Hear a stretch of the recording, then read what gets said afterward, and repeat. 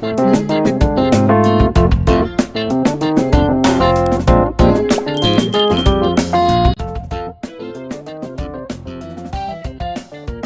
loob ng tore, nakatayo si Tae, Yasmina, Yulia, Hankan, Marius, Harper, Yani, at iba pang makapangyarihang tao sa dulo ng isang magaan na tulay, na napapalibutan ng usok at alikabok.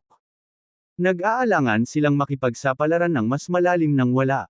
James. Ngayong mayroon na si James ng Kylo Rose Aura, siya ang naging kanilang pinakadakilang dependency. Isang purple gold light ang kumislap, at si James ay lumitaw sa malapit. Ang grupo ng mga powerhouse, na kanina pa naghihintay, ay mabilis na nagtipon sa paligid niya. Tanong ni Harper, nasaan si Morgoth? Parehong curious, Yani echoed, oo. Bakit hindi siya sumama? Emosyonal na sinabi ni Hankan, si Morgoth ang pinakatapat sa Mortal Emperor. Hindi siya actress sa isang mahalagang sandali na tulad nito, hindi ba? Itinaas ni James ang kanyang ulo at sumagot, I shot him out. Natigilan ang lahat sa sagot at agad na naghinala na wala ng tiwala si James kay Morgoth at nag-iingat sa kanya. Bago pa sila makapag-isip pa, humakbang si James sa light bridge at nawala sa makulay na ulap. Nagpalitan ng tingin ng grupo at nagmamadaling sumunod sa kanya. Sa tulong ng Kylo Rose Supreme Scepter, madali nilang natawid ang light bridge at Destiny Forest. Pagkaraan ng ilang entrepak, sa wakas ay nakatayo silang ligtas sa harap ng isang napakalaking, matayog na palasyo ng hindi nakatagpo ng anumang panganib sa daan. Ang nakasisilaw na palasyo ay napaliligiran ng hindi mabilang na mga universo at nagradiated ng isang napakatinding pakiramdam ng pang-aapi. Napabuntong hininga si Harper, wow! Yan ba ang maalamat na palasyo ng Uya? Sinabi ni Hankan, napakarangal. Ang mga templo ng 49 na langit ay biglang tila napakapurol kung ikukumpara. Tanong ni Marius, dito ba nilinang ang Wait Arapath? Sumingit si Tae, hindi. Ito lang ang outer court ng Wuya Palace. Outer court. Kung ganito na ang engrande nito, tiyak na mas mapangahas ang main hall. Ang Wuya Palace ay ang kolektibong pangalan para sa 81 bulwagan. Ang unang 20 bulwagan ay ikinategorya bilang Haute Court at dating pinangangasiwaan ni Emperor Ko-Simeon. Doon sumasamba ang mga disipulo. Ang 20 bulwagan sa gitna ay, tinatawag na Heart Court, na pinangangasiwaan ni Emperor Stavros. Ito ang lugar ng aktibidad ng mga alagad na mababa ang ranggo. Tumigil si Tae, lumingon kay Yulia, at sinabing, dapat alam mo ang pinakahuling 20 bulwagan, di ba? Natuon ang atensyon ng lahat kay Yulia. Tumango si Yulia at nagpaliwanag, ako ang namamahala sa kanila, at ito ay para sa regular na ranggo ng mga disipulo. Tanong ni James, si Xanthakos ang namamahala sa 20 bulwagan sa silangan at kanluran, tama ba? Samantalang ang pangunahing tol, na binantayan ni Lord Goyo ay kung saan nilinang ang landas ng Wait Ara. Gulat na napatingin sina Tae at Yasmina kay James. Tanong ni James, am I wrong? Sina Tae at Yasmina ay nagpalitan ng hindi mapakali na tingin bago yumuko bilang tugon. Si James, habang nasa likod ang kanyang mga kamay, ay dahan-daang nagsabi, ang 12 Olympus Dome sa likod ng palasyo ng Wuya ay ang mga dojo ng 12 Diyos na ito, tama. Nang makitang ibinaba ni Tae, Yasmina, at Hankan ang kanilang mga ulo sa kahihiyan, ngumiti si James. Walang dapat ikahiya. Magkaiba kayo ng paniniwala ngunit masyadong mahina. Mayroon ka lang dalawang pagpipilian, maaaring lumaban hanggang kamatayan o kompromiso, Enveld, Ram, A. Erg ang nagmamay-ari ng nilalamang ito. Ang pakikipaglaban sa Wait Arapath ay haantong lamang sa pagkalamon niya. Bagaman ito ay isang marangal na gawain, ito ay walang saysay sa huli. Bumantong hininga si James at sinabi, gagawin ko rin sana kung ako ang nasa posisyon mo. Kapag hindi ka sapat, kailangan mong pansamantalang tiisin ang kahihiyan. Gayunpaman, mahalagang huwag kalimutan ang iyong orihinal na intensyon. So, hindi mo kailangang mahiya. Harapin ang iyong nakaraan ng may dignidad. Itinaas ng 3 Diyos ang kanilang mga ulo at tumingin kay James ng may pasasalamat. Inaasahan nilang kutsain niya sila tulad ng Wait Arapath, ipapadama sa kanila na nagkasala, at pagkatapos ay manipulahin sila ayon sa kanyang kalooban. Ang pakikiramay ni James ay nagpainit sa kanilang pakiramdam. Si Taiji, Yasmina, at Hankan ay lumuhod at yumuko kay James. Kumunot ang noo ni James at nagtanong, "What are you doing? You're my seniors. Bakit ka lumuluhod?" "Magmumukha akong masama kung hindi rin ako luluhod." Umayo sila ng likod at nagpalitan ng tingin sa isa't isa, puno ng luha sa tuwa ang kanilang mga mata habang tumatayo. Habang tumatanda ka, lumiliit ang iyong pananaw. Nasanay na kaming tretuhin ng masama, at napakahirap na tretuhin ng may kabaitan. Si Taiji, na kanina patahimik, ay tumingin kay James ng may pag-aalala. Mukhang wala pang bumisita dito. Dapat ba nating pag-usapan ang susunod nating plano? Habang nagsasalita siya, winagiwi niya ang kanyang kamay at isang black and white soundproof formation ang bumalot sa grupo. Ang iba pang mga powerhouses ay sumali sa talakayan. Mukhang hindi pa dumarating si Xanthocos at ang kanyang mga kasama. Tinignan ko na si Zenko. Ang proteksyon na porma sayo ng Wuya Palace ay buo pa rin at hindi pa nasira, binabantayan ko rin ang paligid. Walang tao sa loob ng daan-daang libong light years na Xanthocos at ang kanyang kasama ay maaaring naligaw ng landas. Binigyan namin sila ng maraming oras, ngunit hindi pa sila dumarating. Turns been so long. Matagal nang dumating ang Xanthocos. Matapos pakinggan ang usapan nila, nagtaas ng kakaibang ngiti si James. "Kay, hindi. Nagkakamali ka. Matagal na silang nandito, pero hinihintay nila ang US na gumawa ng hakbang." Natigilan ang mga powerhouse sa rebelasyon. Mataimtim na sinabi ni Taiji, "Sam-asang-ayon ako. Si Xanthocos ay sobrang matalino at tuso. Itinago niya ang kanyang mga ambisyon sa hindi mabilang na taon. Hindi siya kikilos ng walang buong pagtitiwala." Kumunot ang noo ni Yulia at sinabi, "Ngunit hinanap namin ang buong paligid at wala kaming nakitang iba." Dumilat si Yasmina at sinabing, "Iisa lang ang lohikal na paliwanag. Ang kanyang lakas ay dapat na higit pa sa atin, kaya't hindi natin siya nararamdaman." Lahat ay nagsuot ng same time na mga ekspresyon pagkatapos mabanggit ang posibilidad. Bukod kay James, sila ay mga pambihirang powerhouse na may kakayahang mangibabaw sa greater realms ng madali. Ang lakas ng Xanthocos ay kailangang tumaas ng malaki upang malampasan sila ng ganoong margin. Tinitigan ni Taiji si James at sinabing, "Kung nandito talaga ang kabilang partido, nasa atin ang pagpipilian. Dapat ba nating alisin ang mga ito bago pumasok sa Wuya Palace, o?" Ngumiti si James kay Taiji at tinanong, "Alisin sila? Mahahanap mo ba sila?"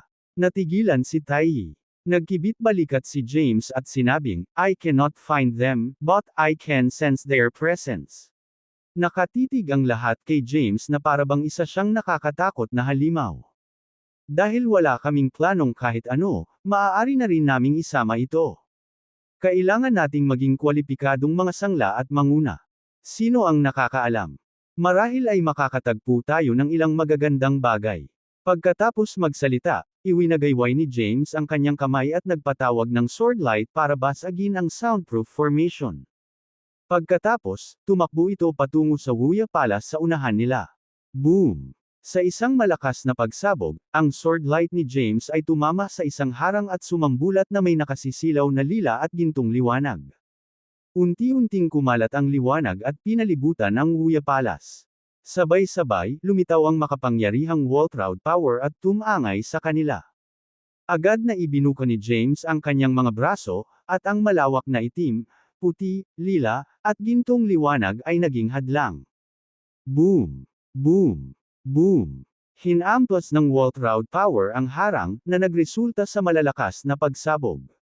Kaagad pagkatapos, mahigit 20 phantom figure ang lumabas mula sa Waltraud formation at tumama sa hadlang ni James. Napabulala si Yulia, "Mag-ingat ka, James. Pakopya. Iyan ay ang 21 Wuya Guardians. Ang bawat isa sa kanila ay nagtataglay ng malaking lakas. Mas malakas sila kaysa sa mga may, a holiness statuses caught the crap. Let's go for it," putol ni Yani at nanguna. Sumunod sa kanya sina Harper, Taiji, Yasmina, Hankan, at Marius. Tumalon sa hangin si Yulia at nagpatawag ng asol na sword light. Lumagpas ito sa harang at tinusok ang isa sa mga katawan ng mga tagapag-alaga. Agad na nakipagdigma ang mga kasamahan ni James kasama ang 20 tagapag-alaga. Ang kanilang paghaharap ay naging sanhi ng pagyanig ng Wuya Palace. Ads by Pop Future. Habang nagpapatuloy ang labanan, si James ay nakahover sa kawalan na parang isang bystander. Hindi siya sanay sa sitwasyon, dahil kadalasan ay siya mismo ang humahawak sa lahat. Ang panunood ng labanan mula sa gilid ay isang bihirang karanasan para sa kanya. Ang kanyang mga kasama ay pawang mga elite mula sa Greater Realms. Hindi makatwiran na huwag hayaan silang ipakita ang kanilang mga kakayahan. Nag-aatubili na inilabas ni James ang isang garapon ng Chaos Absinthe at humigop, na medyo naiinip habang pinagmamasdan ang larangan ng digmaan. Ang 21 Wuya Guardians ay makapangyarihan ngunit hindi kayang pantayan ang mga kasama ni James sa mga tuntunin ng individual na lakas. Gayunpaman, ang kanilang magkakaugnay na pag-atake at pormasayon ay naging hamon para sa kanila na makakuha ng higit na kamay. Boom! Hinamplas ni Tai ang pinakamalapit na tagapag-alaga gamit ang kanyang palad, na nagdulot ng malakas na pagsabog. Ang mga shockwave ay tumagos at tumama sa isa pang tagapag-alaga, na humampas sa kanya sa pormasayon at lumikha ng isang siwang. Mabilis na sinundan ni Yasmina, Marius, at Hankan, na sunod-sunod na kinuha ang ilang tagapag-alaga. Hindi nagtagal, nawasak ang pormasayon. Ang natitira ay medyo madali para sa kanila. Sa ilalim ng matinding pag-atake ni Yanni at ng iba pang mga powerhouse, ang 21 Wuya Guardians ay natalo sa napakaikling panahon. Ang pormasayon sa paligid ng Wuya Palace ay napunit din sa kanilang pinagsamang pagsisikap, at ang makapangyarihang Waltraud Power ay agad na lumabas mula sa loob. Pumasok ka! Sigaw ni Yasmina, saka pinona ang grupo sa formation. Hindi sila masama. Tinapos ni James ang huling higop ng kanyang Chaos Absinthe, pagkatapos ay itinapon sa tabi ang garapon ng alak. Agad siyang nag-transform sa isang swordlight at sinundan sila. Ilang sandali matapos dumaan ang grupo ni James sa formation, 2 kulay abong ilaw ang kumislap sa espasyong inookupahan nila ng ilang sandali at naging 2 misteryosong lalaki. Ang isa sa kanila ay may itim na buhok at nakasuot ng gintong balabal, naglalabas ng marangal na aura. Samantala, ang isa naman ay isang matandang lalaki na may kulay abong buhok, na tila isang utusan. Ang lalaking nakasuot ng gintong roba ay nag-isip, nakakagulat. Hindi lamang niya isinama ang 5 espiritu, ngunit nilinang din niya ang isang walang hangganang katawan. Bukod dito, pinasuko pa niya sina Tai at Yasmina. Minamaliit kita, James. Sumimangot ang matandang lalaki sa tabi niya at sinabing, "We were too late." Tumawa ang lalaking naka-golden robe, "Are we?" Hindi pa huli ang lahat. Naghintay ako ng milyon-milyong entrepak. Ang paghihintay ng kaunti pa ay hindi na big of a deal. Ang matandang lalaki na bumantong hininga at sinabi ngunit binalak naming pumasok ng hindi napapansin at harangin sila. Maging sina Tai at Yasmina ay nagdulot ng napakalaking kaguluhan ng subukang pumasok sa pormasayon. Hindi ba natin sila babalaan kung susubukan nating pumasok ngayon? Tumingin si Xanthaco sa matandang lalaki at minisyon, bakit parang mas balisa ka kaysa sa akin, Quintus? Bumantong hininga si Quintus, itinaas ang kanyang ulo, at sinabi, "Nag-aalala lang ako para sa iyo." Kung tutuusin, ito ay may kaugnayan sa ating walang hanggang hegemonya. Naging masama ang tingin ni Xanthacos. Ibinaba ni Quintus ang kanyang ulo at umatras na parang isang hamak na alipin. Sariwa pa sa kanyang isipan ang alaala ng trahedya ni Quentin. Alam niyang hindi matalinong guluhin si Xanthacos ngayon.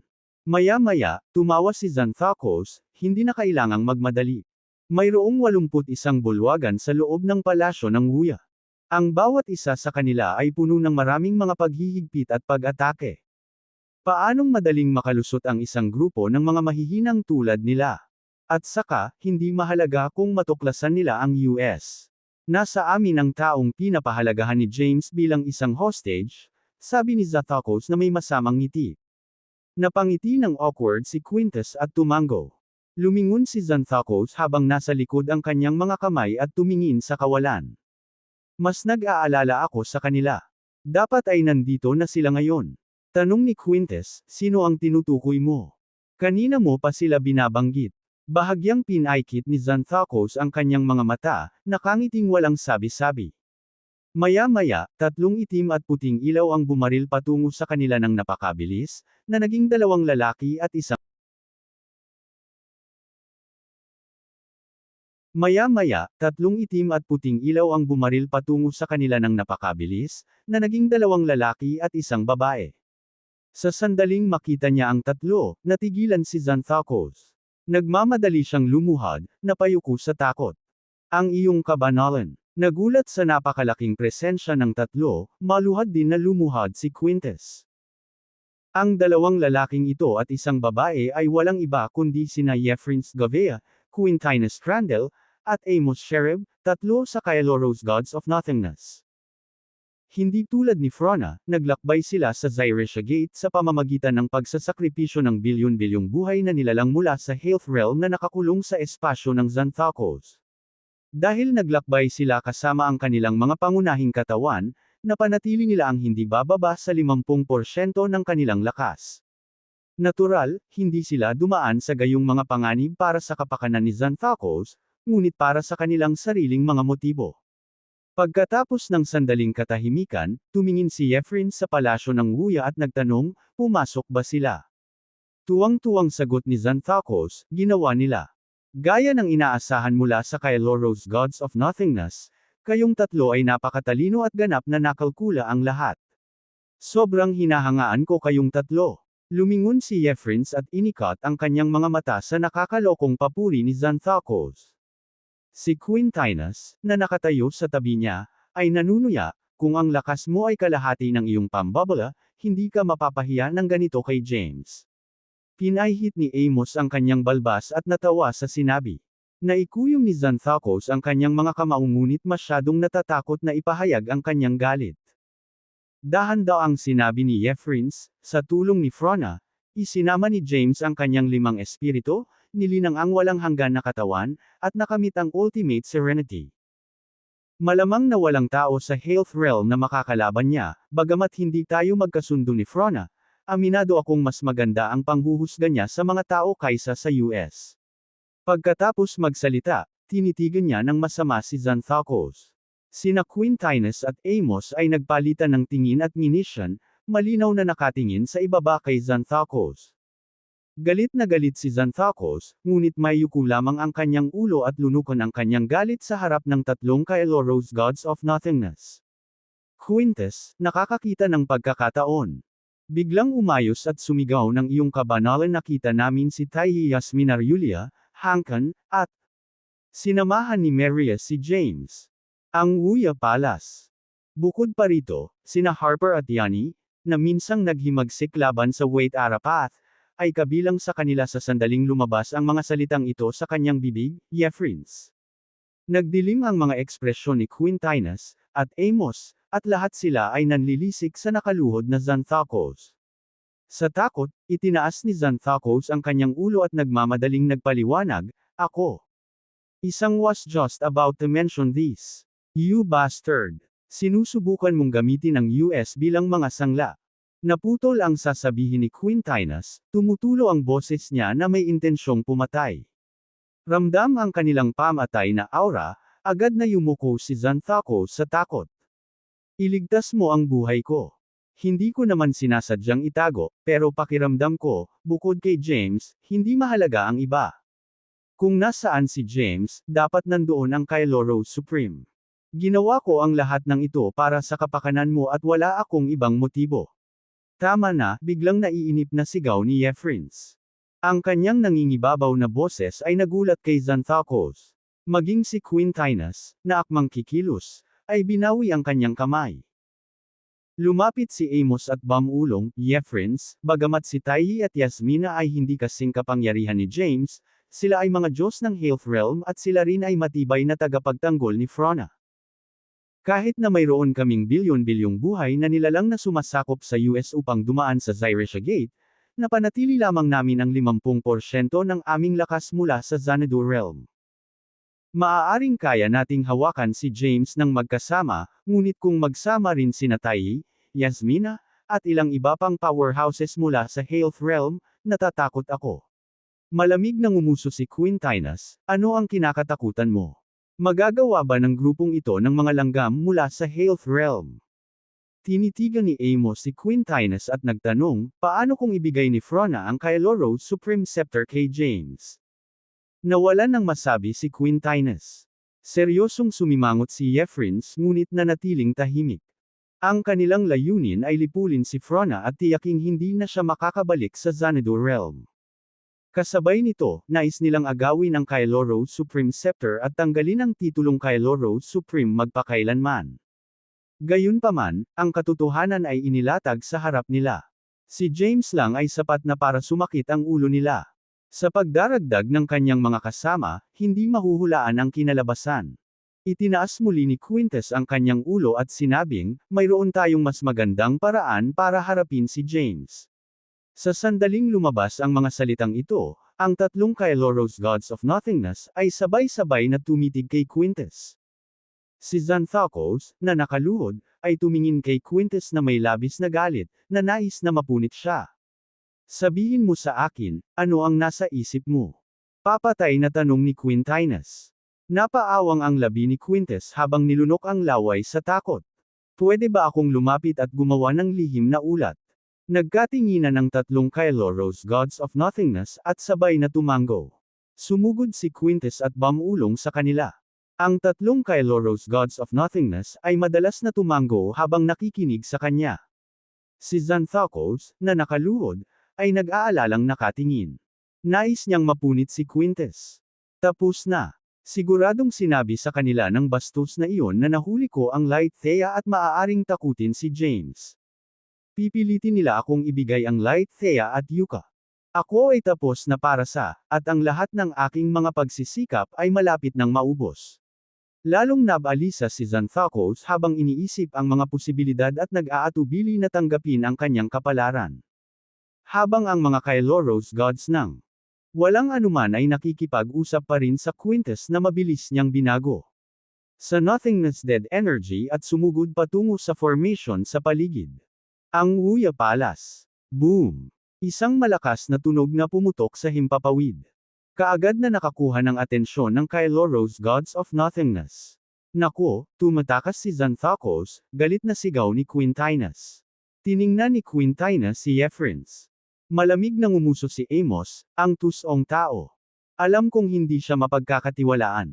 Dapat mahuli natin siya. Pinahusay namin ang kanyang lakas, at mayroon siyang aming Xereos Cauldrons. Hindi natin siya kayang mawala. Kailan lang. Susugod na sana sina Quintinus at Amos, pinigilan sila ni Jeffrins. Pagtingin sa pormasayon na may malaking butas, huminga ng malalim si Jeffrins. Ang layunin ni Xanthocos ay ang Health Realm. Siya at si James ay mortal na magkaaway at hindi maaaring umiral sa ilalim ng parehong langit. Let him go fight James. Once they're both injured, we'll follow up. It's not too bad of a plan. Nagpalitan ng tingin sina Quintinus at Amos at sabay na tumigil. Biglang nagtanong si Quintus, sasabihin ba ni Xanthocos kay James ang pagdating mo? Nilingan siya ni Jeffrins at sinabing, mukhang mas matalino ka kay Xanthocos. Natawa ng awkward si Quintus, I am not strong enough, so I can only end. Bago pa siya makatapos, sumabad si Jeffrins sa pamamagitan ng pagbaril ng isang black and white energy ball. Sinadya ni Jeffrins, swallow it, this is a reward for you. With this, you won't have to be servile anymore. When you meet Xanthocos, you won't need to fear him. Nanlaki ang mga mata ni Quintus at nilunok ang energy ball na lumulutang sa harapan niya. Isang nakakatakot na kulay abo itim na liwanag ang sumabog mula sa kanyang katawan. Pumikit siya at gumulong sa kawalan, sumisigaw sa sakit. Ang hindi mabilang na mga phantom figure na may nakalantad na mga pangil at kuko ay lumabas mula sa kanyang katawan, na sumabog sa hangin. Kumunot ang noo ni Quintinus at nagtanong, bakit mo siya binigyan ng Void Cyclone? Hindi ka ba natatakot na ipagkanulo niya tayo? Malamig na sinabi ni Jeffrins, mas matalino siya kaysa kay Xanthocos at hindi gagawa ng mga kalokohang desisyon. At saka, tumakas si Xanthocos. Kailangan natin ng dagdag na sangla para mapigil siya. Tumingin si Jeffrins sa Wuya Palace. Isinapanganib ni Frona ang kanyang buhay upang dumaan sa Zyrisha Gate at umalis sa Xanadu Realm. Ngayon na lang ang pagkakataon natin na sakupin ang kontrol ng Destiny Sect. Anumang sakripisyo ay magiging sulit kung mapatay natin siya, o mabitag man lang sa loob ng Health Realm forever and acquire her Kyloro Supreme Scepter. Sabay bamantong hininga sina Quintinus at Amos. Sila ay tapat na tagasunod ni Jeffrins at sinunod ang kanyang mga desisyon ng walang kondisyon. Si Quintus, na matagal nang gamulong sa kawalan, sa wakas ay tumigil sa pagsigaw. Naka-cross-legged siya, nababalot ng makapal na nothingness aura. Isang mahinang, landas, na salita ang lumipad sa itaas ng kanyang ulo. Naghintay ang tatlong Kyloros Gods of Nothingness na parang si Quintus ang tunay na bida. Basag. Basag. Sa isang pagsabog ng mga tunog ng crack, ang Void Cyclone na bumabalot kay Quintus ay unti-unting nabasag. Sa loob, isang figure ang gamulong sa kawalan. Ilang beses na mabilis na lumitaw sa harap ni Jeffrins, at lumuhad sa isa. Tuhod. Salamat sa regalo, Your Holiness. Utos ni Jeffrins, go on, open the formation. Kailangan din nating pumasok. Tumango si Quintus at agad na naging bola ng nothingness aura, dumiretso sa formation. Nagkaroon ng isa pang malakas na dagandong. Isang ilaw ang kumislap at isa pang bitek ang nabuo sa porma sayon. Kinindata ni Jeffrins si Quintinus at Amos, at sabay-sabay silang naging gasmas at pumasa. Sa pamamagitan ng pagbuo, si Quintus, na ngayon ay ganap na na-renew, ay nagpakita ng kakaibang ngiti. Hindi ko akalain na magkakaroon ako ng ganito. Opportunity, it must be meant to be. Wait for me, James. I'll find you really soon. Sa sandaling dumaan si Quintus sa porma sayon, isang liwanag ang kumislap sa kanyang likuran at tinatakan ang puwang. Ang mga pavilion at tore ay eleganteng tumaas, na napapaligiran ng mga masalimuot na rock quarry at kakaibang mga bato. Ang mga bundok at tubig ay magkaugnay ng walang putol, na may ambon na tumatakip sa lupa, na lumilikha ng isang magandang tanawin na parehong nakamamanghang at matahimik. Si James at ang kanyang mga kasama ay nakatayo sa gilid ng umiikot na masa ng itim at puting enerhiya. Sa kabila ng kahanga-hangang tanawin sa harapan nila, wala ni isa sa kanila ang nang-ahas na humakbang pasulong. Matapos makapasok sa Wuya Palace, nakatagpo sila ng hindi mabilang na mga ilusyon, porma sayon, pagbabawal, at pag-atake sa unang 20 bulwagan. Maging si James, kahit na malakas siya, ay nabigo na harangan ng ilang hindi inaasahang pananambang. Bilang resulta, sina Yanni, Harper, at Hankan ay nasugatan. Ngayong nalampasan na nila ang 20 bulwagan, kailangan nilang maging maingat sa harap ng hindi alam. Sumagot si Taiyi, ang Wait Ara Path ay tuso. Mukhang bago siya tumakas, gumawa siya ng komprehensibong pagbabago sa Wuya Palace para pigilan ang US na bumalik para sakupin ang lugar. Ngumisi si Yasmina, emph. Ni hindi nga niya mapagkakatiwalaan ang sarili niyang alagad, si Goyo. How could he trust US? Biglang sumimangot si James na kanina patahimik. Pagkatapos tumakas ng Wait Ara Path, hindi ba dumating si Goyo para kunin ang Wuya Demon Slayer Sword? Paano niya ito nahanap? Sumulyap si Yasmina kay Taiyi at nag-aalangan na magsalita. Sumagot si Taiyi, ang Wuya Demon Slayer Sword ay isang kayamanan lamang mula sa unang 20 bulwagan.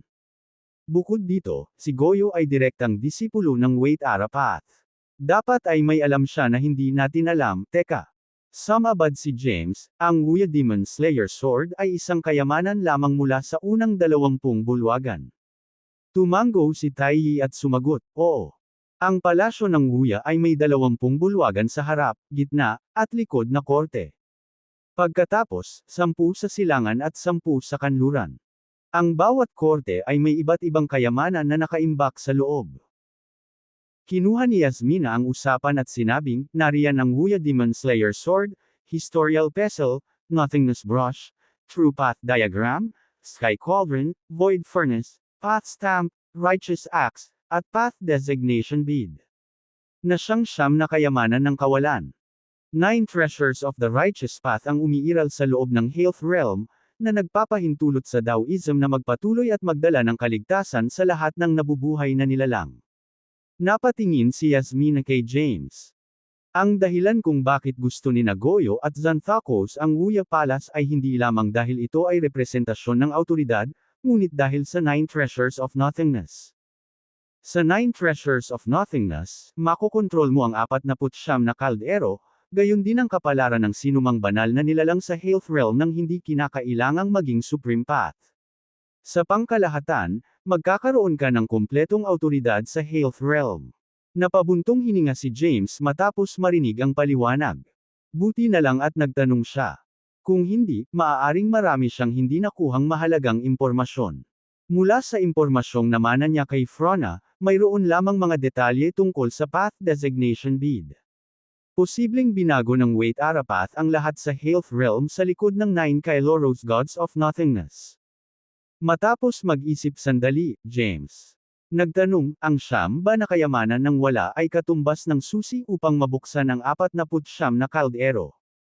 Oo. Sabay na tumanggo sina Taiyi at Yasmina. Tinanong ni James, may 20 bulwagan sa harap, gitna, at 10 bulwagan sa silangan at kanluran kasama ang pagdaragdag ng Wait Ara. Pat H's Hall, dapat may 6 na kayamanan lang. Nasaan ang 3? Nagkatinginan sina Taiyi at Yasmina at saka sabay na bumantong hininga. Biglang nagtanong si James, mayroon ba ang Wait Ara Path? Paano kung ang kanyang Soremsia ay nakatago sa mga kayamanang ito? Itinanggi ni Taiyi, imposible iyon. Ang Soremsia ng Wait Ara Path ang una. Ang pagiging makasaysayang isinilang sa kaharian ng Health ay isang pisikal na nilalang. Para makabalik siya sa kapangyarihan, kailangan niyang mabunyagan ng Greater Realms at kailangang dumaan sa mga paghihirap para sa milyon-milyong entrepok.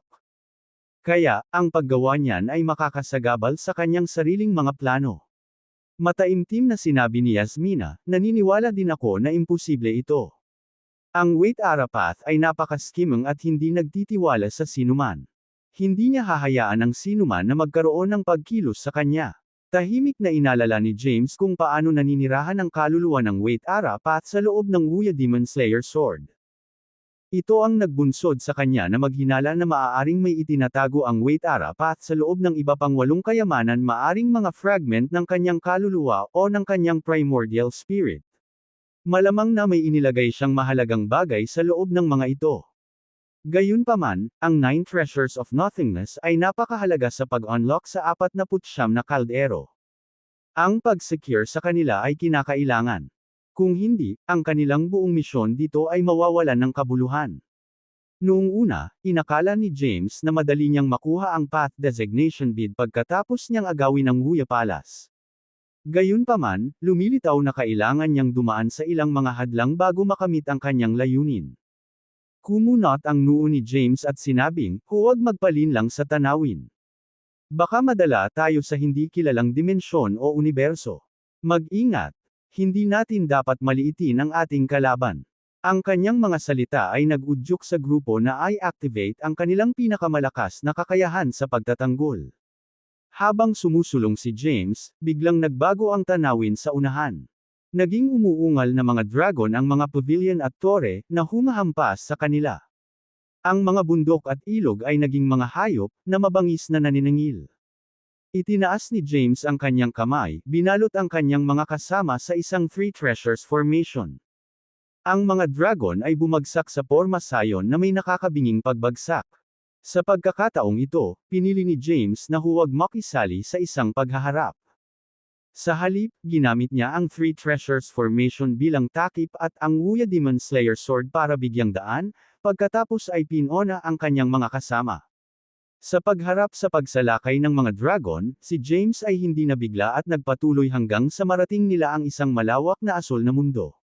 A single shade of blue ang nangingibabaw sa landscape na parang nakalubog sa kailaliman ng karagatan. Ito ay isang nakaka-suffocate at nakakatakot na tanawin. Tumingin si Harper sa paligid at nagtanong, nasa ilalim ba tayo ng tubig? Sumagot si Yanni, huwag kang maging walang katotohanan. Nasa Greater Realms tayo sa pinakamataas na punto, ito ay just isang ilusyon. Nang matapos siyang magsalita, umalangaw-ngaw ang mga dagandong sa itaas ng 3 Treasures Formation at ilang koi fish ang sumugod sa kanila na bamuka ang bibig. Boom! Sumunod ang ilang nakakabinging dagandong, at nabuo ang mga bitek sa buong formation. Bulalas ni Marius, mas malakas pa sila kaysa sa mga dragon ngayon. Hindi kaya si Yeria, na labis mong hinahamak, ay nagmula rin sa lugar na ito. Ibinuka ni James ang kanyang mga braso at naglagay ng mga ilaw ng itim, puti, lila, at ginto sa paligid. Ngunit hindi nagtagal, dumagsa sa kanila ang mga koi fish at nabasag ang Three Flowers Formation. Hinampas ng mga bughaw na alon ang grupo at tinangay sila. Kikilos na sana si James ngunit napalunok siya ng napakalaking halimaw. Sa isang kislap ng liwanag, binuksan ni James ang kanyang mga mata at natagpuan ang kanyang sarili sa loob ng isang misteryosong kuweba. Napapaligiran siya ng mga mahiwagang prutas na naglalabas ng nakakasilaw na mga ilaw, katulad ng maliliit na parol na nagbibigay liwanag sa lugar. Maingat niyang iniskan ang kanyang paligid at nakita niya ang isang makinang na figure na nakaupong naka-cross-legged sa loob ng kuweba. Nakakubli ang mukha ng figure, ngunit isang malakas na aura ang lumabas sa kanya. Dapat napakalakas mo para makarating dito, umalangaw ang isang malakas na boses sa loob ng yungib. Sino ka? Kumunot ang noo ni James, inayos ang tingin sa nagliliwanag na figure. Matapos ang isang hugot na buntong hininga, maluwag na sinabi ng figure, masyadong matagal na. Hindi ko na maalala ang pangalan ko. Tawagin mo na lang akong Dylan Zacarias. Dylan Zacarias. Bumilis ang tibok ng puso ni James nang tumunog ang pangalan sa kanyang isipan. Bigla niyang tiningnan ang figure at nagtanong, maaari ka bang maging isa sa mga Diyos ng mga di-orthodox na paksayon na nakakulong sa Wait Arapat? Humalaklak ang figure. Unorthodox faction. Ito ay isang angkop na pangalan. Sa mga disipulo ng Wait Arapat na tulad mo, isa kaming grupo na gumawa ng pagtataksil, ha? Si James ay tahimik na gumawa ng ilang maingat na hakbang pasulong. Sa gulat niya, gumuho ang lupa sa ilalim niya sa bawat hakbang niya. Sa oras na maabot niya ang figure, isang malalim na bangin ang nabuo sa kanyang likuran. Napangiti si Dylan. Huwag kang matakot. Ilusyon lang yun. Biglang lumitaw ang dalawang mata na pulang dugo sa itaas ng figure at naglabas ng mga pulang-pula na sinag na agad na pumapalibot kay James. Tuwang-tuwang bulalas ni Dylan, 3 treasures, 5 spirits, limitless body, and ultimate serenity. Hindi kataka-tak ang nakarating ka rito. Ang Health Realm ay tunay na nagtataglay ng mahusay na talento. Gayunpaman, tila isa kang historical being. Hindi ba natatakot ang Wait Arapat na pumalit ka sa kanya? That's quite rude of you. Mukha ba akong mabait? Napailing si James mula sa mga pulang ilaw na nakapalibot sa kanya. Tumango si Dylan bilang pagsang-ayon. Tama ka. Humihingi ako ng tawad sa akin. Manners, Havpert ko nakakita ng isa pang buhay na nilalang sa napakatagal at noon. Nasa sabik. Patawarin mo ako. James question, nasaan ang mga kasama ko? Sumagot si Dylan, kailangan kong sagutin mo muna ang tanong ko. Kumunot ang noo ni James at nagtanong, I'll ask one more time. Where are they? Nang makita ang pagmamatigas ni James, tumawa si Dylan. Hindi ako lumaban sa mahigit 1,000,000. Entrap Ox, gusto mo ba akong hamonin? Walang sinayang na salita si James. Itinuro niya ang dalawang daliri sa kawalan at tinawag ang Wuya Demon Slayer Sword. Sa isang pitik ng kanyang mga daliri ang espada ay sumakit patungo sa Dylan sa hindi kapani-paniwalang bilis bang. Para itong tumama sa isang matibay na bato at hindi na makakagawa. Nang makita ito, naikuyom ni James ang kanyang mga kamao. Mula nang ito ay pinagsama, ang Demon Slayer Sword ay palaging walang kapantay at kakilakilabot, pinapatay ang lahat ng mga banal na nilalang sa isang laslas. Ngunit ngayon, nakaharap kay Dylan, ito ay ganap na naharang. Ipinapahiwatig nito ang kanyang lakas ay higit na nahihigitan ng kay Taiyi at Tapia. Not bad, nakangiting sabi ni Dylan. Nakuha mo ang Demon Slayer Sword, ngunit sa pagkakaalam ko, nakuha na ito ni Goyo, na alagad ni Wait Ara.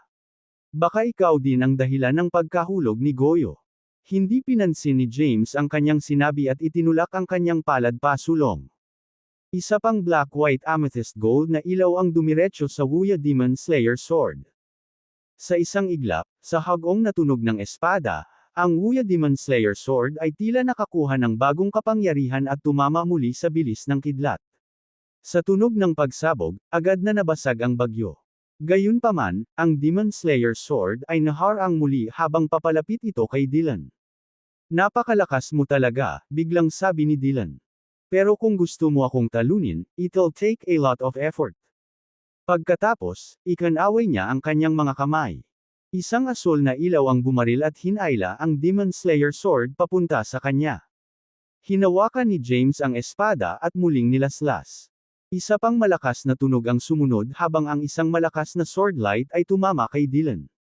Si Dylan ay pumailang lang sa langit, umiwas sa pag-atake. Ang kanyang orihinal na posisyon ay nabasag ng sword light. Pagkatapos, si Dylan ay naging hindi mabilang na mga ilusyonaryong after images, papalapit kay James. Sa halip na umatras, sumulong si James gamit ang Demon Slayer Sword. Agad-agad, hindi mabilang na mga after image ang nag-flash sa kuweba. Hindi mabilang na mga sword light at mga palad ang nag-cross, nagpasimula ng isang matinding labanan. Umasa si James sa bilis at lakas ng Limitless Body at Ultimate Serenity para sugpuin si Dylan. Mabangis siyang umatake nang hindi ipinagtatanggol ang sarili. Sa kabilang banda, sa ilalim ng patuloy na pag-atake ni James, naiwasan ni Dylan ang mga kritikal na suntok at hinarap ang hindi gaanong nakakapinsala sa mga suntok. Ginamit niya ang kanyang kakaibang mga kasanayan upang bilugan si James at maglunsad ng mga palihim na pag-atake sa kanya ng marahas. Kapag umatake si James, umiiwas si Dylan. Nang huminto si James, sasamantalahin ni Dylan ang pagkakataon para sa isang palihim na pag-atake. Sa kabila ng nakakakilabot na kapangyarihan ni James, hindi niya ito mailabas ng buo, na parabang nakikipaglaban siya sa hangin. Kung hindi dahil sa walang hangganan na katawan ni James, na hindi masusugatan sa lahat ng kalamidad, Terrace Astride Step, Dawn Blaze Form, at Chaosinyang Eyes, ang palihim na pag-atake ni Dylan ay mamamatay sa kanya. Sa pagharap sa gayong masasamang taktika, nadismaya si James. Mas malakas ang lahat ng mga naunang kalaban niya at minamaliit siya para lumaban ng madali. Gayunpaman, ito ang unang pagkakataon na nakita niya ang mga pag-atake tulad ng kay Dylan. Umalis ka na dito. Galit na sigaw ni James. Isang black-white amethyst gintong swordlight na kumalat, na naging sanhi ng paggalaw ng buhangin at mga bato sa katawan. Nayanig ang lupa at mga bundok, ngunit hindi ito gumuho. Matapos tumira ang alikabok, lumingalinga si James sa paligid ngunit hindi niya mahanap si Dylan. Hindi niya maramdaman ang aura niya. Napakatahimik noon. Katakataka ang paraan ng pag-atake at pagtago ni Dylan. Siya ay walang hiya. Hindi alam kung paano siya nahuli ni Wait Ara, dahil napakatuso siya. Maya-maya, may naisip si James. Dylan, lumabas ka na. Hindi na kita aatakihin, mag-chat tayo. Pagkasabi noon ni James, boses ni Dylan ang narinig mula sa likuran. Huwag na tayong mag-away. Wala na tayong sama ng loob sa isa't isa, kaya bakit mo ako inatake? Pagod na ako. Tumigil na tayo. Napayuko si James at itinulak palabas ang kanyang palad. May malakas na tunog. Napalunok ng palad si Dylan na kalalabas lang. Gayunpaman, ang pagsabog na inaasahan ni James ay hindi nangyari. Sa kabaligtaran, pagkatapos mawala ang alon, si Dylan ay nakatayo sa parehong posisyon, hindi nasaktan. Naningkit ang mga mata ni James. Nagsinungaling ka. Dylan pointed at James, disappointed. Ikaw ay nagsasabing ikaw ay matuwid, ngunit ikaw ay walang kahihiyan. Niloloko mo ang mga tao at pagkatapos ay binubugbog. Hindi mo ba naisip na ikaw ay bago pa niya matapos ang kanyang mga salita, tumalsik siya ng isang subo ng dugo. Sa sandaling ito, itinulak ni James ang isa pang palad at pagkatapos ay binawi ito. Naramdaman niya. Nahihiya. Medyo huli na niyang na-realize at napahiya siya. Maya-maya pa ay namula ang mukha niya. Kalahati. I'm sorry. I didn't expect you to be so obedient. Since hindi naman tayo tutuloy ng away, mag-chat tayo. Ang Limitless Body at Ultimate Serenity ay talagang makapangyarihan. Pinunasan ni Dylan ang dugo sa gilid ng bibig niya. Mukhang wala kang kalaban sa Health Realm. Hawak-hawak ang kanyang dibdib, si Dylan, na orihinal na napapalibutan ng liwanag, Sa wakas ay isiniwalat ang kanyang tunay na anyo. Siya ay sobrang gwapo ngunit may puting buhok. Mula sa kanyang hitsura, siya ay mukhang isang binata, ngunit siya ay nagtataglay ng gayong nakakatakot na lakas. May umaagos na dugo sa gilid ng kanyang bibig, ngunit hindi man lang nagalit si Dylan. Patuloy niyang winawagayway ang kanyang mga kamay. Nakakatawa ang itsura niya. Sa ilalim ng tingin ni James, dahan-daang umupo si Dylan. Pinagsalikop niya ang kanyang mga kamay. Kasabay nito, ang kanyang katawan ay naglabas ng asol na liwanag. Pagkatapos, ilang bola ng enerhiya na naglalabas ng asol na liwanag ang lumitaw sa harap ni James. Sa mga energy ball, naroon sina Yanni, Harper, Marius, Hankan, Taiyi, at maging si Tapia. Ibinalik ko sa iyo ang iyong mga kaibigan. Napabuntong hininga si Dylan at sinabing, hindi mo na ako maaatake. Wala na tayong sama ng loob sa isa't isa. Simula nang magkakilala tayo, pwede na tayong mag-chat. Tumingin si James sa mga divine being at powerhouses na nakaupo sa blue energy balls. Bumagsak ang puso niya. Na-hypnotize mo ba sila? Hindi, tanggi ni Dylan. Ito ay isang Taoism na aking nilikha. Naiintindihan lang nila ang mga landas. Nawalan ng masabi si James. Anong meron sa expression mo? Nagalit si Dylan. Sa tingin mo ba ikaw lang ang may paths? Sa tingin mo wala tayong paths? Nang marinig ang sinabi ni Dylan, nagkibit balikat si James. Hindi niya naramdaman na nasa panganib ang mga divine being at powerhouses, kaya ibinaba niya ang kanyang bantay. Pagkatapos ng sandaling pag-iisip, bumantong hininga si Dylan. Galing ka sa labas. Dapat maraming masasarap na pagkain. Lalo na ang alak. Meron ka ba? Hindi ko kukunin ng libre. May kapalit ako. Hindi inaasahan ni James na magmumungkahi siya ng ganoong kondisyon. Kaya naman, hindi siya tumanggi. Sa pagtaas ng kanyang kamay, dalawang garapon ng Chaos Absinthe ang lumitaw sa harap ni Dylan. Mabilis na tinanggal ni Dylan ang takip ng garapon. Mabilis niyang ininom iyon na parabang matagal na siyang nagugutom. Maya-maya pa ay napasmak siya sa labi habang ninanamnam ang aftertaste. Ito ay isang mahusay na alak. Ito ay isang mahabang panahon mula noong ako ay may tulad na mahusay na alak. Pagkatapos, ipinagpatuloy niya ang pagbuhos ng alak sa kanyang bibig. Tinitigan siya ni James. Hindi siya nagalit. Wala rin siyang sinabi. Naisip niya na kung makakatagpo siya ng isa sa mga banal na nilalang ng mga di-orthodox na paksayon, dapat malaman ni Dylan ang tungkol sa Wait Ara at kung ano ang nangyari sa Wuya Palace. Kung tutuusin, si Dylan ay nakakulong dito ng napakaraming taon at dati ay kaaway ni Wait Ara. Siya ay isang pag-iral na hindi kayang patayin ni Wait Ara. Sa kanyang lakas, kahit na siya ay nilabanan ng walang kabuluhan, hindi siya nasugatan. Kaya, walang paraan na matatalo siya. Kung si Dylan ay hindi nagkusa na magpakita, hindi siya mahahanap, lalo pat nasugatan. Ipinakita nito na napakalakas niya. Matapos tapusin ni Dylan ang garapon ng Chaos Absinthe, itinaas niya ang kanyang ulo. Ito ay isang talagang mahusay na alak. Nga pala, anong sinabi ko kanina? May ibibigay ako sayo. Pagkatapos, iwinagayway niya ang kanyang kamay at lumitaw ang isang stick na nagpapalabas ng itim at puting liwanag. Nang makita iyon, hindi napigilan ni James na sumimangot. Ang stick ay simple ngunit eleganteng. Mukha itong normal, ngunit naglabas ito ng itim at puting liwanag. Please take it. It's the historical pestle. The entire health realm is controlled by it. Isa ito sa siyam na treasures of nothingness. Makasaysayang pestle. Nang marinig iyon ni James ay inabot niya ang halo. Pagkatapos, sinuri niya ito. Gayunpaman, wala siyang makitang kakaiba tungkol dito. Habang hawak-hawak niya ito, nararamdaman niya ang kapangyarihang hawak sa kanyang katawan na nagsimulang umahan. Parang may misteryosong kapangyarihan ang nasa katawan niya. Pagkatapos, bumalot kay James ang itim at puting liwanag na lumabas mula sa halo. Ang halo ay naging dalawa, at pagkatapos ay tumaas ang bilang ng walang katapusan.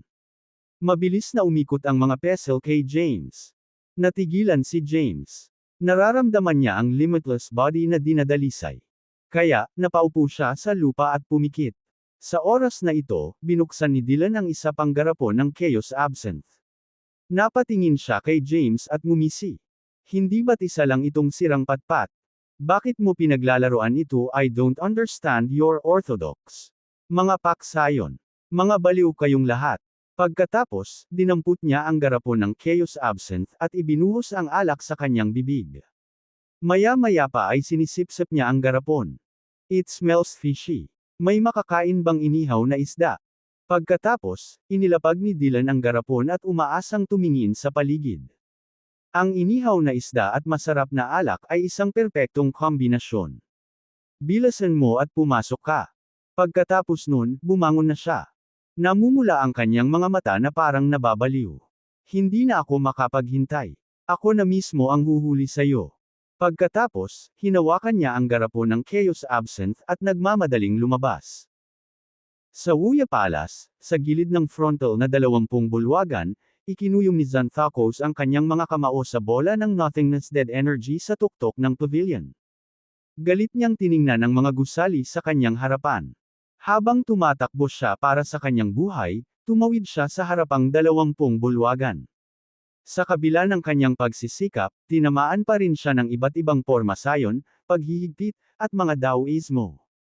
Dahil dito, nabalot siya ng mga pasa.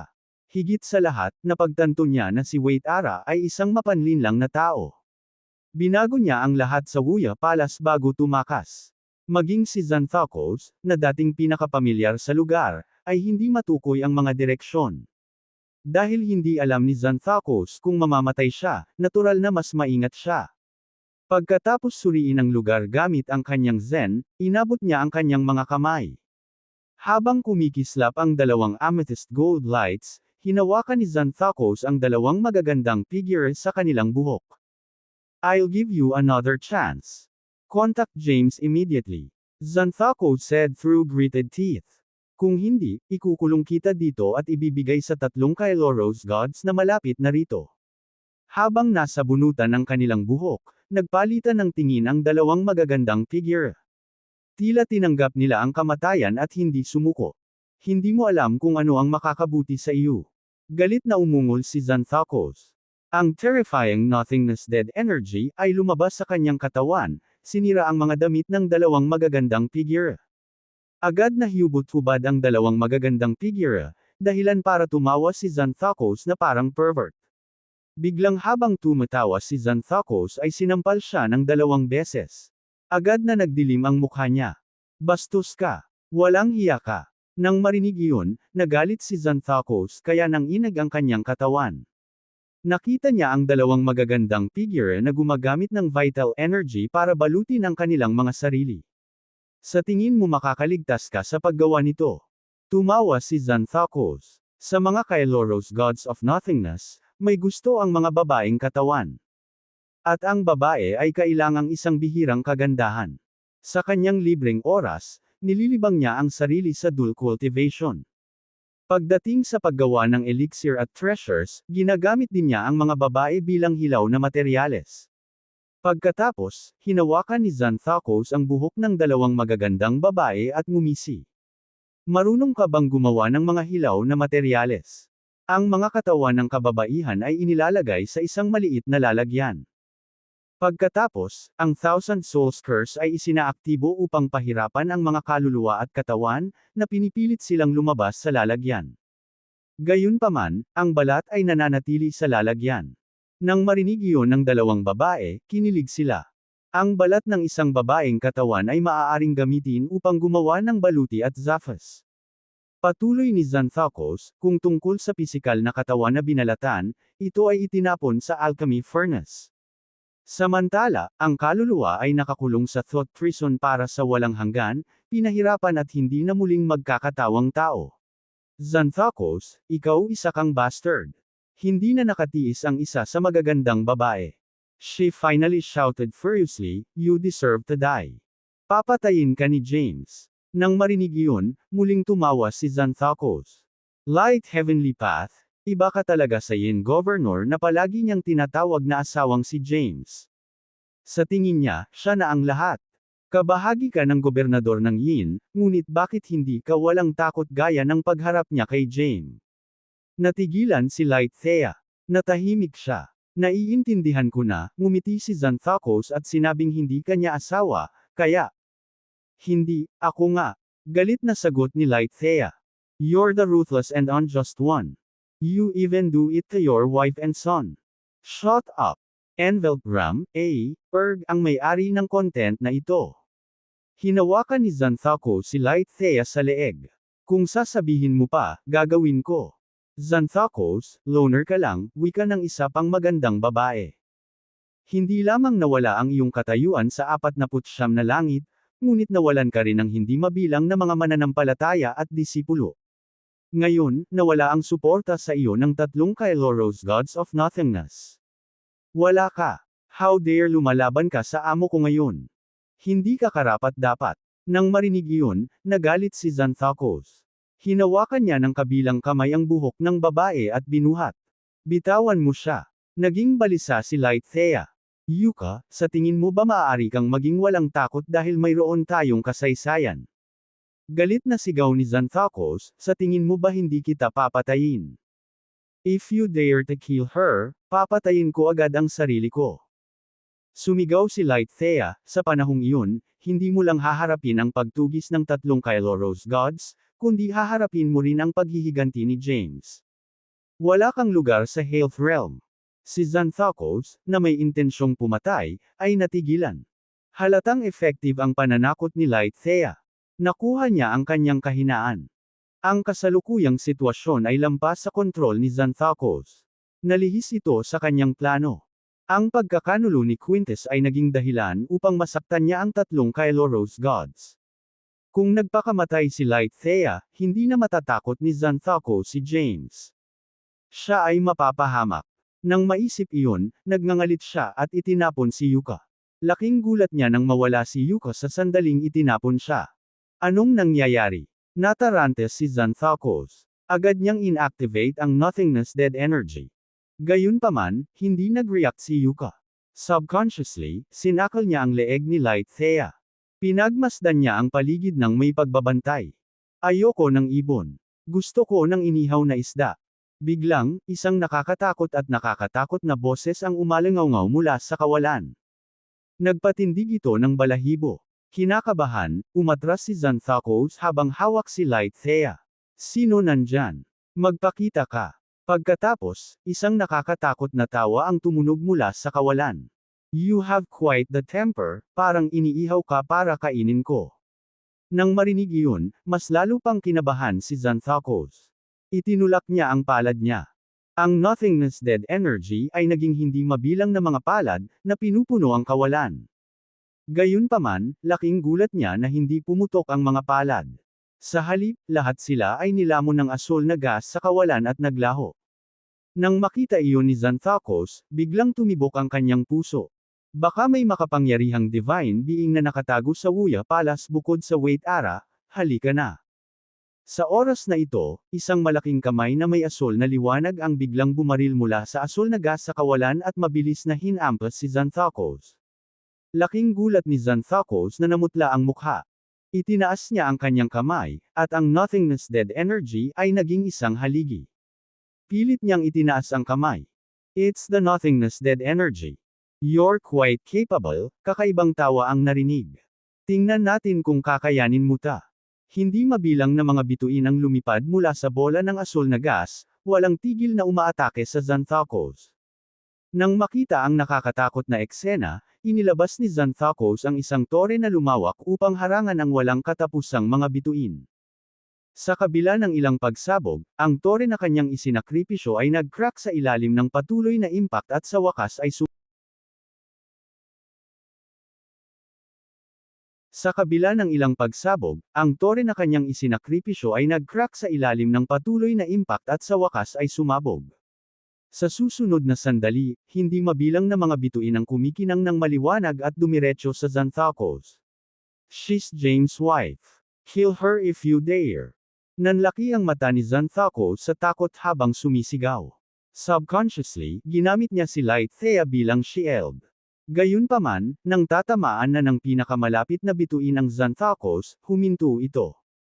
Ang hindi mabilang na mga bituin sa likod nito ay bumuo ng isang mahabang linya, na nagbanggaan sa isa't isa sa isang kamanghamanghang tanawin. Huwag kang mag-alala sa akin. Patayin mo na lang si Xanthocus. Biglang sigaw ni Lighthea. Kung nagawa niyang pagsamahin ang mga kayamanan ng kawalan, tataas ang kanyang lakas, at magiging problema ito sa hinaharap. Nang marinig ito, hinawakan ni Xanthocus si Lighthea at naging nothingness dead energy para makatakas bago inatake. Ang hindi mabilang na mga bituin ay mabilis na umatras sa bola ng asul na gas sa walang laman. What a terrifying aura, totoo ba ang sinabi niya? Nakarating na ba talaga ang Kyloros Gods of Nothingness sa Health Realm?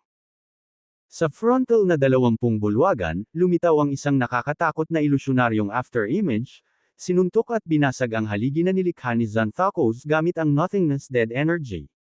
Ang malaking palad sa kawalan ay tumama ngunit nawasak ng afterimage gamit ang isang daliri. Nang makita ito, ang bola ng asul na gas sa kawalan ay bumulalas. Ito talaga ay isang Kyloros God of Nothingness. Anong bulok na swerte? Ang bola ng asul na gas pagkatapos ay kumalat at tumakas sa lugar. Nang hahabulin na ng afterimage ang bola ng asul na gas, napatigil siya ng boses ng isang babae. Quintinus, huwag mo siyang sundan. Ang afterimage ay naging isang gwapo, binata, isa sa 9 Kyloros Gods of Nothingness, si Quintinus Crandall. Sunod-sunod na lumitaw sina Yephrins, Amos, at Quintus. Nakatitig sa nagkakalat na bola ng asul na gas, pinaikit ni Quintinus ang kanyang mga mata. Sa Health Realm, bukod sa Wait Ara, may isa pang banal na nilalang na may kakaibang galaw. Kakaiba. It's nothing surprising, sabi ni Yephrins sa mahinang boses. Nang ang 49 na Daoisms nagmula sa Wait Ara, lahat kami ay ginulo ng Wait Ara dahilan upang magkaroon ng dalawang masasamang nilalang.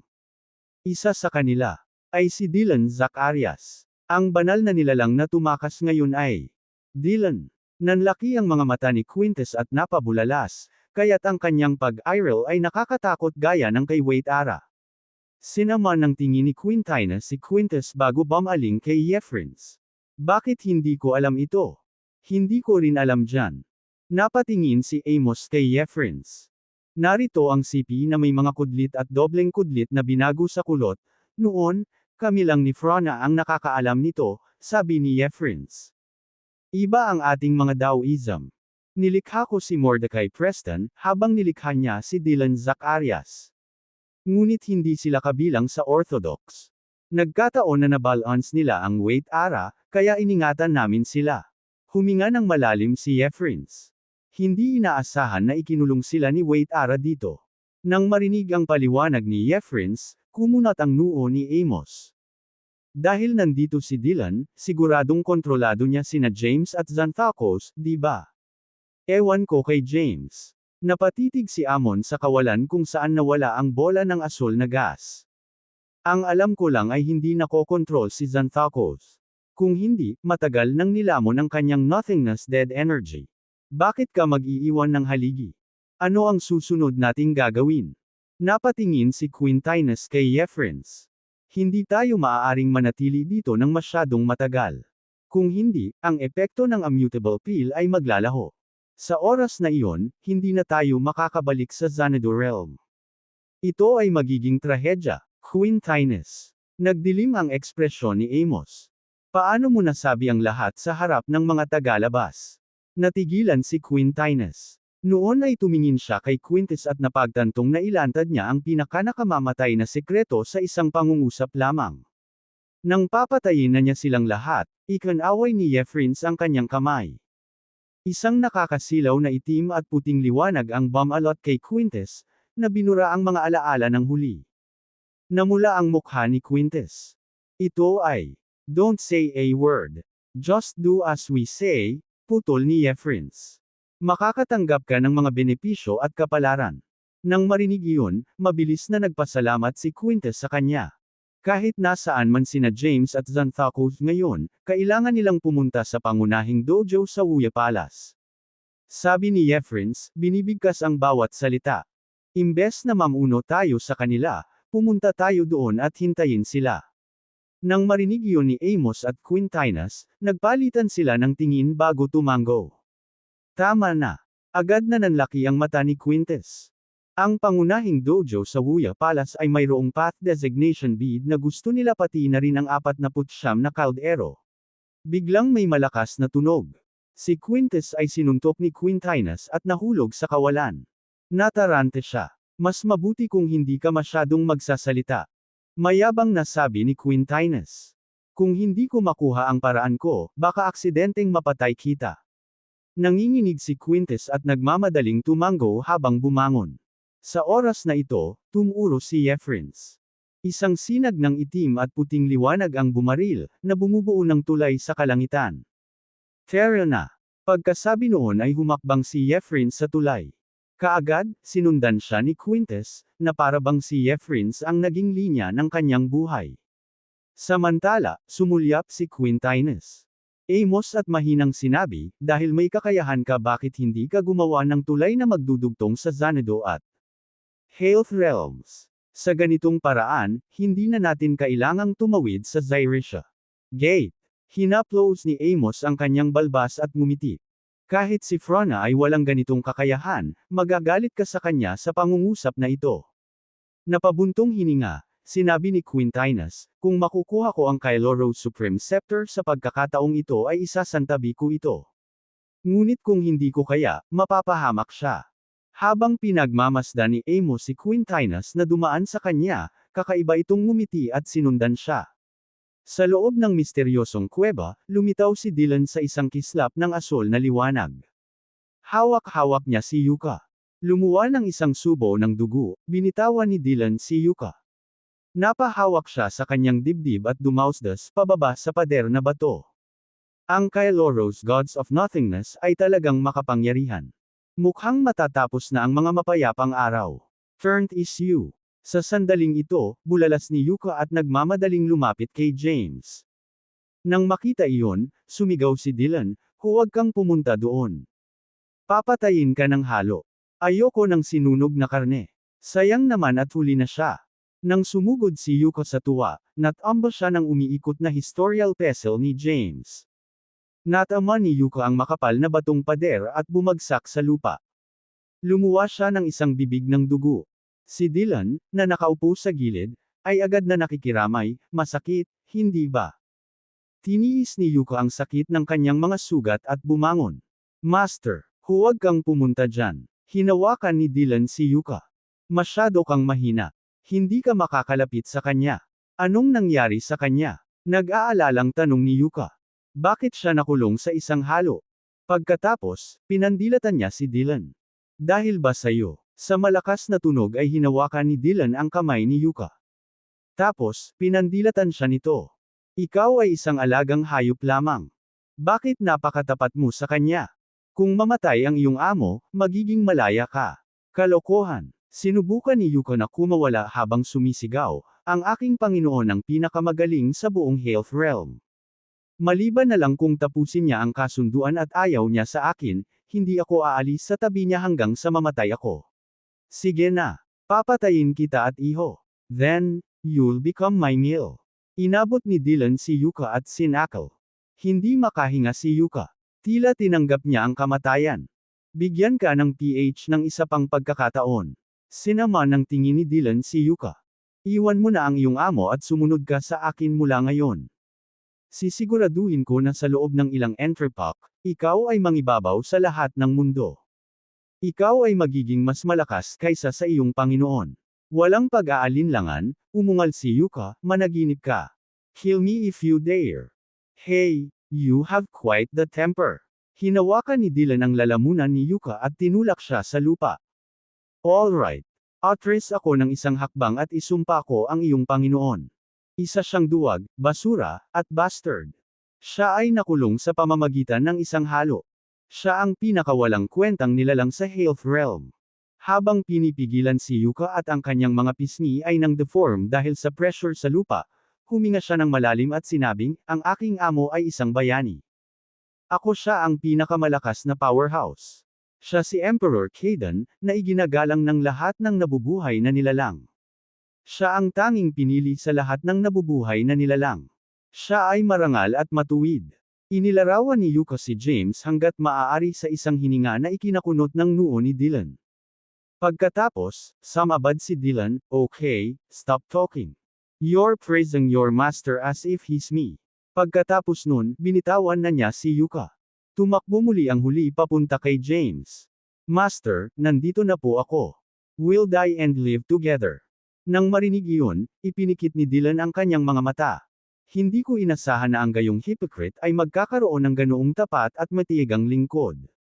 Pagkatapos, ngumuso siya ng asul na liwanag na bomb-alot kay Yuka habang papunta ito kay James. Kaagad, ang historical pestle na nakapaligid kay James ay muling sumabog na may nakakatakot na liwanag. Sa pagkakataong ito, hindi na ito nagpatalo kay Yuka. Sa halip, pinayagan siya nitong pumasok sa porma sayon at humarap kay James na may proteksyon ng asul na liwanag. "Master, sa wakas nakilala na rin kita." Niyakap ni Yuka si James, nangingilid ang luha sa tuwa. Bagamat nanatiling tahimik si James, patuloy na ibinuhos ni Yuka ang kanyang puso at ikinwento ang nangyari. Si Dylan ay nakinig ng mabuti, tumanggaw bilang pag-unawa. "So, James ang pangalan niya. Pinahahalagahan niya ang mga relasyon at katarungan. Siya ay isang matuwid na tao. Hindi katakatak ang naging maayos ang koneksyon namin noong una kaming nagkita." Sa sandaling iyon, isang mahinang amethyst gold light ang lumabas sa katawan ni James. Nag-intertwined ito sa kaunting asul na liwanag mula sa katawan ni Yuka at mabilis na nakatakas sa porma sayon na nilikha ng historical pestle, na lumitaw sa tabi ni Dylan. Sa isang iglap, isang magandang figure ang nagkatawang tao Lizia. Natigilan si Dylan, nagtatakang nakatingin kay Lizia. "Ano ka ba? How dare you?" Matigas na sabi ni Lizia. "Hindi mo ba kinikilala ang Panginoon ng Daoismo?" Kumunot ang noo ni Dylan. "Ikaw?" Humarap si Lizia sa kanya. "Naging tulala ka ba pagkatapos mong bugbugin ni Wait Ara?" Namula ang mukha ni Dylan. "Tingnan mo ang iyong mga salita. Masama ang ugali ko. Kahit na maganda ka, iho at kakainin kita." Napapikit si Lizia na parang walang magawa. Ngayon, nang wala si Frona at hindi na nagtataglay ng aura ng Kaeloro Supreme, hindi na siya ang Soremsia ng Kaeloro Supreme. Nagkaroon siya ng sariling independenteng Soremsia. Kaya naman, naging hamon para kay Dylan, na nasa parehong antas ni Wait Ara, na kilalanin siya bilang kanyang Panginoon. Pagkatapos pag-isipan ito, nagtanong si Lizia, "Gusto mo ba ng inumin?" Saglit na natigilan si Dylan, agad na nagningning ang mga mata. Para sa bawat garapon, isasagot mo ang isang tanong. Kinaweya ni Lizia ang kanyang kamay, at lumabas ang 12-dosenang garapon ng Chaos Absinthe. Tuwang-tuwang inabot ni Dylan para hawakan, ngunit pinigilan siya ng kakaibang nothingness aura. "Ha?" Kumunot ang noo ni Dylan. "Paano magkakaroon ng nothingness aura ang alak? Naghahalusinate ba ako?" "Sagutin mo muna ang tanong ko," utos ni Lizia. "Paano mo niligtas si Yuka? Nasaan yung ibang babae?" Kumunot ang noo ni Dylan. "Nagtanong ka ng dalawang tanong." Iginala ni Lizia ang kanyang mga mata. "Envelope Ram, Erg ang nagmamay-ari ng nilalamang ito." "Sige. Dalawang tanong." Napatigil si Dylan, ikinwento ang lahat ng nangyari sa pakikipaglaban nila kay Xanthocos. Kumunot ang noo ni Lizia nang marinig ang kwento niya. Mabilis si Xanthocos. "Nandito na siya. Alak ko," paalala ni Dylan. Inis na ikinaway ni Lizia ang kanyang kamay, at dalawang garapon ng Chaos Absinthe ang lumitaw sa mga kamay ni Dylan. Ang pangalawang tanong, patuloy ni Lizia. "Iisa lang ba ang kalaban o higit pa?" "Isa." Walang pasensya na binuksan ni Dylan ang isang garapon ng kaguluhan na si Absinthe at nagsimulang uminom. Nahulog sa malalim na pag-iisip si Lizia. Logically, si Xanthocos ay dapat kasama sina Quintus at Quentin. 3 kalaban dapat ang hinarap ni Dylan. Bakit isa lang? Maaaring si Quintus iyon. At si Quentin ay nalantad at pinatay ni Xanthocos. "Nasaan ang aking alak?" Sigaw ni Dylan. "Hindi ba tayo nagkasundo na kung sasagutin ko ang isang tanong, makakakuha ako ng isang garapon ng alak?" Nabalik sa katinuan si Lizia. Ikinumpas niya ang kanyang kamay, dahilan upang lumipad ang lahat ng mga garapon ng Chaos Absinthe patungo kay Dylan, at ibinaon siya sa ilalim ng mga ito. "Isa 2011 ibigay mo lahat sayo. Ngayon, dapat mong sagutin ang lahat ng aking mga tanong." Nakulong sa gitna ng mga garapon, ipinakita ni Dylan ang isang pares ng madilim na mga mata. Sa iyong lakas, hindi dapat maging problema ang paghuli kay Xanthocos, sabi ni Lysia. Bakit mo siya iniwan at tumakas kasama si Yuka? Bakit sa tingin mo ayaw ko siyang kainin? Dylan retorted, habang ginagawa niya ang mga garapon mawala. Nang sasaluhin ko na siya, naramdaman ko ang papalapit na tatlong nakakatakot na aura. Kung hindi ako tumigil baka nawalan na ako ng buhay. Tatlong nakakatakot na aura. Kumunot ang noo ni Lysia. Katumbas mo si Wait Ara. Hindi kaya. They're the Kyloros gods, iritadong sabi ni Dylan. Kahit ang amo mo, hindi sila kayang hawakan diba? Nagbago ang ekspresyon ni Lysia. Mas maaga silang dumating kaysa sa inaasahan niya. Ang paglalakbay na ito sa Wuya Palace ay magiging isang totoong buhay at kamatayang labanan. Maaaring hindi lamang maapektuhan ng digmaang ito ang Health Realm kundi pati na rin ang Xanadu Realm. Sa sandaling iyon, isang dagandong na tunog ang nagmula sa direksyon ni James sa kawalan. Tumangala sina Lysia at Dylan. Nakita nila ang historical pestle na nakabalot kay James na pumutok sa nakakasilaw na liwanag. Hindi mabilang na marahas na kapangyarihan ang naabsorb ni James, na naging sanhi ng pag-spike ng kanyang buhok at pagka-distort ng kanyang mukha. Nagsimula ring mag-deform ang kanyang katawan. Ito ang pangalawang walang hangganang katawan, ang banayad na pagsasama. Bulalas ni Lysia. Napatulala si Dylan.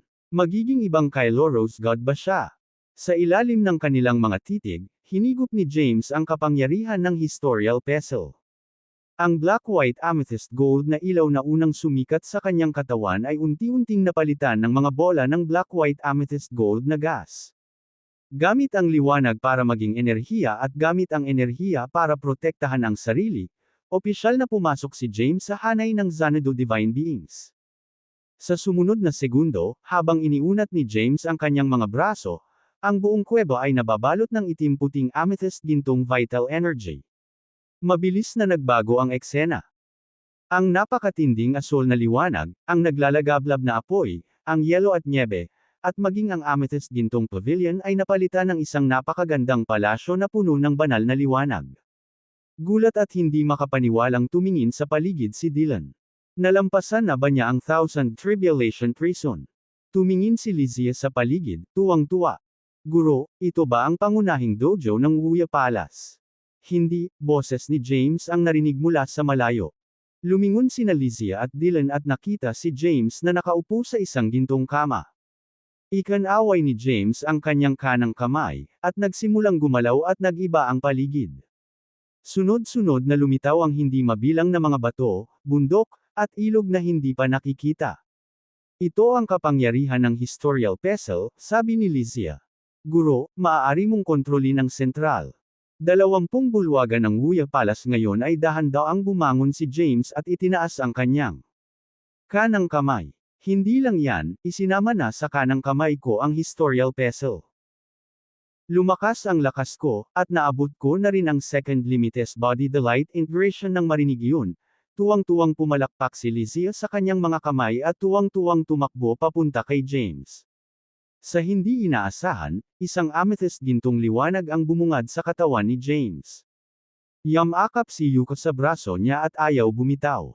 Hayaan mo, marahas na tinuro ni Lysia si Yuka. Kung hindi, hahayaan kong iho ka at kainin ni Dylan. Ngumuso si Yuka at niyakap ng mahigpit ang braso ni James. Galit na galit si Lysia, ngunit nagpigil siya sa pag-atake kay Yuka dahil ikinaway ni James ang kanyang kamay. Napatingin si James kay Dylan na umiinom ng alak. Sir Dylan, you owe me a favor. Natigilan si Dylan. Tapos, naiirita niyang sinabi, ikaw si James, at siya si Xanthocos. Magkaaway kayong dalawa. Banihag pa niya ang iyong asawa, kalahati ng gobernador ng Yin. Tapos na akong sumagot. Nawalan ng masabi si James. Pagkatapos, lumipat si Lysia sa gilid ni James at bumulong ng ilang salita. Pagkatapos nun, nag-angat ng ulo si James. Lahat ay darating sa huli. Marahil ito ang pinagkakatiwalaan ni Xanthocos para makipagsapalaran. Pagkatapos ay pinaikit niya ang kanyang mga mata. Kakachat ko lang ni Yuka. Ngayon, nag-aalala lang ako kung mauunang makarating doon ang tatlong Kyloros gods at kukunin ang mga kayamanan, kasama ang path designation bid, bago tumakas. Hindi. Matigas na sabi ni Lizia. Pupunta sila para sa atin. Hindi sila aalis hanggat hindi nila maibabalik ang Kylo Rose Supreme Scepter. Nang marinig iyon, nagpakita si James ng isang makabuluhang ekspresyon. Mukhang nahulaan niya ang tukana ni Xanthocos. Nakipagsabuatan siya sa tatlong Kylo Rose gods, ngunit bawat isa sa kanila ay may kanya-kanyang motibo. Gusto ni Xanthocos na gamitin ang kapangyarihan ng tatlong Kylo Rose gods para agawin ang Wuya Temple at ang Path Designation Bead. Sa ganitong paraan, makokontrol niya ang buong Health Realm. Samantala, narito ang tatlong Kylo Rose gods upang hanapin si Frona at kunin ang Kylo Rose Supreme Scepter. Nais nilang palitan si Frona at kontrolin ang Path Gate. Hindi inaasahan ni Xanthocos na maabala ni Quintus ang kanyang plano, na iniwan siyang nakahiwalay. Gayunpaman, nang pumasok ang tatlong Kylo Rose gods sa Wuya Temple, hinanap nila si James. Mukhang naintindihan na nila ang lahat. Sa madaling salita, sa Wuya Temple, mayroong tatlong puwersa. Si James at ang kanyang mga kaibigan ay isang puwersa. Ang tatlong Kylo Rose gods at Quintus ay isa pang puwersa. Panghuli, si Xanthocos, na mayroong Light Thea, ang ikatlong puwersa. Ang isa pang mahiwagang puwersa ay maaaring dumating sa lalong madaling panahon. Kapag nagkita na sila, kahit anong puwersa iyon, haharapin nila ang buhay at kamatayang labanan. Pagkatapos, magkakaroon ng mas malaking labanan. Sa oras na ito, alam ni James na ang pagpapalakas ng kanyang sarili ay susi. Gayunpaman, ang lakas ng kanyang mga kaibigan ay kailangang pagbutihin din. Kung hindi, mahirap mabuhay sa labanan. Higit sa lahat, may isang banal na nilalang sa harap niya na kapantay niya. Dapat niyang ipanalo siya para palakasin ang kabuuang lakas ng kanyang puwersa. Pagkatapos, tumingin si James kay Dylan. Sir Dylan, kamusta ang alak? Ang galing. Frank ang sabi ni Dylan. Pagkatapos, itinaas niya ang kanyang ulo. James, anong ibig mong sabihin dito? I want you to return the favor. Tinitigan siya ni James. Ngayon, after a moment of thought, tumawa si Dylan at sinabing ayaw kong maging subordinate mo. May tatlong Kylo Rose gods. Kahit makapangyarihan ako, ano ang mapapala ko dito? Paano kung makaganti ka ng nakangiting tanong ni James? Nang marinig iyon, ibinaba ni Dylan ang Chaos Wine Jar. Ang mapaglarong tingin sa kanyang mukha ay napalitan ng pagpatay na layunin. I don't like this kind of joke. Wala akong pakialam kung naabot mo na ang 3 Treasures Integration 5 Spirits Integration, Limitless Body, o Ultimate Serenity.